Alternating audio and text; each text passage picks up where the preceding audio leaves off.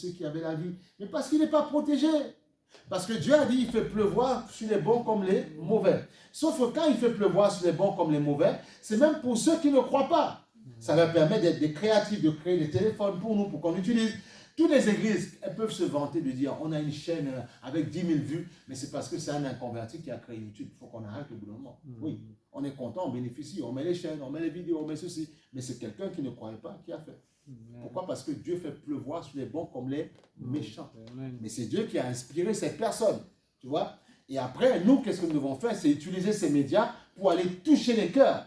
Mais on ne doit pas haïr ceux qui sont dans le monde. Non, non, parce que parfois Dieu se sert d'eux pour pouvoir propulser l'église. Parfois, ça se trouve que la lumière et le chauffage, ces choses-là, sont des gens qui ne croient pas, qui ont fait. Parce qu'ils se servent de la grâce que Dieu a mis dans leur vie sans qu'ils ne connaissent Dieu. Mais toi, il s'est fait connaître à toi. Maintenant, à toi de leur dire, l'intelligence que tu as, c'est Dieu qui te l'a donnée. Viens auprès du Père. C'est ça ton rôle.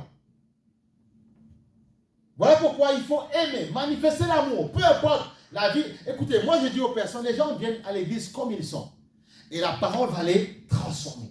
Ce n'est pas un lieu de jugement ici, non. C'est un lieu de changement, transformation. Un lieu d'amour de Dieu transforme les gens. Et on veut que toute personne qui parle ici reparte avec des bagages spirituels, avec une force spirituelle. Dire, j'étais comme ça, on m'a dit cette parole, ma chair qui était dans tout n'importe quoi a pris un coup, mais mon esprit s'est réjoui en lui. Et mon esprit maintenant va me montrer ce que Dieu a pour moi. Est-ce que tu sais que même quand ta chair souffre, elle est attristée, ton esprit est dans la joie? Et Dieu dit la chair ne profite à rien. L'esprit vivifie. Et Dieu veut que tu sois heureux dans l'esprit. Et tu verras que tôt ou tard, tu imposeras le règne de Dieu sur ta vie. Parce que ton esprit aura compris il aura accepté ce que tu veux lui dire. Donc, par ce passage, par la lecture de ce qu'on a lu dans 2 Rois, on comprend que tu n'es pas seul. Alors, qu'est-ce qu'Élisée a fait? Il a prié. Ouvre ses yeux. Parfois, tu peux prier pour quelqu'un, mais aussi tu dois prier aussi pour toi-même aussi, parce que parfois tu es aveuglé. Parfois, la pression de la vie. Un jour, on parlera de la parabole des 4 cœurs. Le premier cœur qui reçoit la parole, mais en fait, il est dans les complications de la vie. Du coup, la pression de la vie, la pression de son travail font que, ouais, mais j'ai pas le temps de venir à l'église. Ce matin, je suis fatigué, j'ai pas. Vendredi soir, j'ai trop donné. Samedi soir, j'ai trop donné. Je peux pas. Non, viens. Et si tu as travaillé hier ou vendredi, si tu es là ce matin, bravo, que Dieu te bénisse, continue. Tu dois. Parce que tu vas puiser une portion de puissance qui fera qu'au bout d'un moment, même si tu travailles tous les jours de la semaine, tu auras, en fait, Dieu va te charger tellement de puissance qu'on te dira, mais madame tel, mais monsieur tel, mais vous êtes bien, mais qu'est-ce qui se passe? Vous avez si joie. Il y a une sœur, je pense, elle est peut-être décédée, je ne sais pas en ce moment, peut-être pas à son âme, si elle vit encore, Rebecca Brown, tu vois, qui était un médecin. Cette dame-là, elle était une fervente croyante. Et tous les cas compliqués, on le lui donnait. Ses collègues médecins disaient, ça, on ne peut pas, on te donne. Et quand il y avait des gens qui étaient à l'article de la mort, vous voyez, il y a l'appareil là, vous, tu vois. Et au bout d'un moment, elle priait, elle prenait autorité. Elle priait au nom puissant de Jésus, que ce cœur reparte. Et ça repartait. Et les médecins étaient frappés. Ils ont dit non. Tu vois, tous les cas compliqués, est-ce que tu peux t'en occuper? Pourtant, être médecin, travailler dans le milieu médical, parfois c'est lourd, c'est compliqué. Mais elle avait cette charge, elle y arrivait. Et vous savez, parfois même, on dit, bon, je ne sais pas, c'est vrai, chez les médecins, le côté, les psychiatres, ils souffrent. Parce qu'ils entendent tellement de cas compliqués. Vous savez qu'il y a des endroits, même dans les hôpitaux, où parfois il y a des gens, on les attache.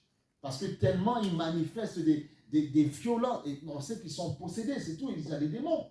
Mais le monde ne sait pas ces choses-là. Alors qu'est-ce qu'on va faire? On va te donner des calmants, des médicaments, ça va te gonfler. Et puis après ça va mettre d'autres maladies en toi. Parce qu'ils n'ont pas la connaissance de Dieu et parce que parfois ils refusent la parole de Dieu. Ils refusent. Non, mais comment est-ce que quelqu'un, juste en acceptant Jésus, on peut changer du jour au lendemain? Mais ce n'est pas possible. Alors que si, c'est possible. Mais il faut simplement devenir comme des enfants. Amen. Devenons simplement comme des enfants, des gens prêts à recevoir, prêts à écouter le Seigneur. Prêts à écouter le Seigneur. Moi, ma prière, ce que je veux, c'est que vraiment tous ici, vous puissiez monter en puissance dans tous les domaines de votre vie. dans vos couples, dans vos futurs couples, dans vos travails, que Dieu vous bénisse financièrement, parce que Dieu veut qu'on soit béni, pour pouvoir bénir les autres personnes. Il a dit, tu n'emprunteras pas, c'est toi qui prêteras. C'est toi qui seras la banque des autres. C'est ce que Dieu a dit. Mais tu dois dire, Seigneur, oui, je reçois. I got it, je reçois. Tu dois être violent dans le Seigneur. Je reçois. Parfois, les frères anglophones, parfois les chrétiens anglophones, ils sont parfois plus forts dans la réception que nous, francophones. Pourquoi? Parce que quand le pasteur prie, I receive it, tu vois, je reçois. Et quand tu dis je reçois, le Saint-Esprit commence à travailler dans ta vie. Et après, il y a des miracles qui se passent. Et après, tu témoignes de ce que Dieu a fait. Dieu veut voir de grandes choses. Alors arrêtez de vous attrister, arrêtez de pleurer. Arrêtez de vous mettre en mal pour un problème. Si arrêtez sur les mauvaises nouvelles, non, toi, si il y a une mauvaise nouvelle dans ta famille, comment veux-tu que les gens retrouvent la joie si toi aussi tu es dans le malheur, si toi aussi tu pleures? Tu dois montrer que tu appartiens à une autre personne. Amen. Que tu appartiens à Jésus. Alors quand tu sors d'ici ce matin, que tu puisses sortir avec la force, la puissance et changer la vie des gens. Et dire aux gens, c'est possible d'avoir une autre vie. C'est possible de voir les choses autrement. C'est possible. C'est possible. Alléluia. C'est possible de voir les choses autrement. Là où tu as des complications, là où ça bloque, là où tu veux voir une avancée, Dieu peut faire. Dieu peut changer ta vie. Dieu peut faire, mais tu dois croire au miraculeux. Ne te laisse pas conduire par le monde. Alléluia. Alléluia. Ne te laisse pas façonner par le monde dans lequel tu vis. Ne te laisse pas. Alléluia. Soyez transformés. Amen. On va prendre ce passage dans Romains 12. Romains 12. Merci Seigneur pour ta grâce. Romains chapitre 12, verset 2. Merci Seigneur pour ta grâce. Alléluia. C'est important, c'est important. Parce que tu peux bien commencer la course et après baisser les bras. Alléluia. Romains chapitre 12, verset 2. Il dit ceci. Ne vous conformez pas, tu vois, au siècle présent. C'est ce qu'on a expliqué tout à l'heure. On fait de mauvaises relations, mauvaises ceci, et malheureusement, après, parfois, on fait des choses, voilà, et après, on se fait piéger, tout ça, tu vois. Ne vous conformez pas au siècle présent, mais soyez transformés par le renouvellement de l'intelligence, afin que vous discerniez quelle est la volonté de Dieu, ce qui est bon, agréable et parfait. Amen, tu vois. Ne vous conformez pas au monde, pas au siècle présent, mais soyez transformés par le renouvellement de l'intelligence, ok?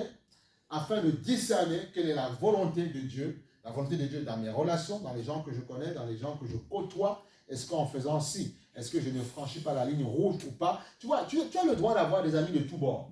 Peu importe la culture, peu importe la croyance, ça c'est pas le problème. Mais quand tu sais, mais tu dois déjà être rempli de Dieu pour ne pas faire comme eux font, mais pour pouvoir leur communiquer la parole du Seigneur. Ou bien, pas forcément la prêcher Jésus, mais au moins par ta manière de faire, par ton attitude qui voient la différence. Parce que les gens ont besoin d'être changés et transformés. Amen. Il ne faut pas penser comme tout le monde dit, oui, il faut que jeunesse se fasse. Ça veut dire que jeunesse va faire tout n'importe quoi, parce que jeunesse doit aussi se former. Non, elle doit se former, mais pas dans tout n'importe quoi. Tu vois? C'est ça. Exactement. C'est important. Ne te conforme pas au siècle présent, mais sois transformé. Donc demande à Dieu, sois transformé par le renouvellement de l'intelligence, Seigneur. Qu'est-ce qui est bon? Est-ce que ça c'est bon? Est-ce que ça c'est pas bon? Parle à ton Seigneur, discute avec ton Dieu. Est-ce que je dois mettre telle manière, tel habit? Est-ce que Seigneur, est-ce que tu vois, c'est ça, tu dois parler à ton Seigneur, parle à ton Dieu. C'est important. Et tu verras que le Saint-Esprit viendra te parler, même dans des détails précis, des détails précis. Alléluia. Détails précis. Détails précis. Parce que Seigneur, si je mets telle manière, tel habillement dans un endroit, Seigneur, dans le monde, là où on ne te connaît pas, les gens risquent en fait plutôt me juger qu'autre chose, alors que je ne suis pas ce qu'ils disent de moi. Parce que Dieu veut te protéger. Ça veut dire ne te conforme pas au siècle présent. Ne te conforme pas au